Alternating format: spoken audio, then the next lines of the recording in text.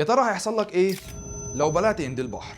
تفتكر هيفضل يلسع معدتك من جوه ولا في حاجه تانية خطيره ممكن تحصل؟ اول حاجه تعرفها ان قنديل البحر مش زي اي حيوان، ده جسمه كله تقريبا عباره عن ميه، تقريبا اكتر من 95% من جسمه ميه. لكن المشكله يا صاحبي مش في جسمه، المشكله في وجود ملايين من الخلايا اللاسعه على كل دراع من دراعاته، وده بدوره هيعمل تورم واختناق شديد وهيقفل مجرى التنفس، وفي الاخر هتموت من الاختناق. خلاص يا صديقي، نفترض ان ده مش هيحصل والقنديل هيعدي بسلام لحد لما يوصل جوه معدتك، وانت مصمم مليون في المية انه لازم يوصل جوه معدتك. تفتكر ممكن يحصل ايه؟ ناس كتير هتفتكر ان هو هيفضل يلسعك من جوه، بس غالبا جسمه هيبدا ينهار بسرعه، وكمان ممكن ما يلحقش يلسعك، وده لان حمض المعده والانزيمات هيهاجموا جسمه الرخو اللي قلنا قبل كده اساسا ان هو مكون من 95% ميه، وهيبدا يتفكك جزء ورا جزء لحد لما في النهايه ما يفضلش منه حاجه. وهنا اخطر حاجه ان القنديل مش يعيش جواك، اخطر حاجه هي اللسعات اللي هتبدا تحصل من قبل ما يوصل المعده اساسا. ويا سلام بقى لو طلع من انواع السم، انت كده حظك جامد. وبس كده، ما تنساش تكتب لي في الكومنتات ايه هو الحيوان اللي انت حابب تبلعه في الفيديو الجاي، وانزل دوس اشتراك وفعل زر الجرس عشان لما يجي فيديو عن الحيوان اللي دوره ان هو يتبلع تشوف الفيديو انت اول واحد.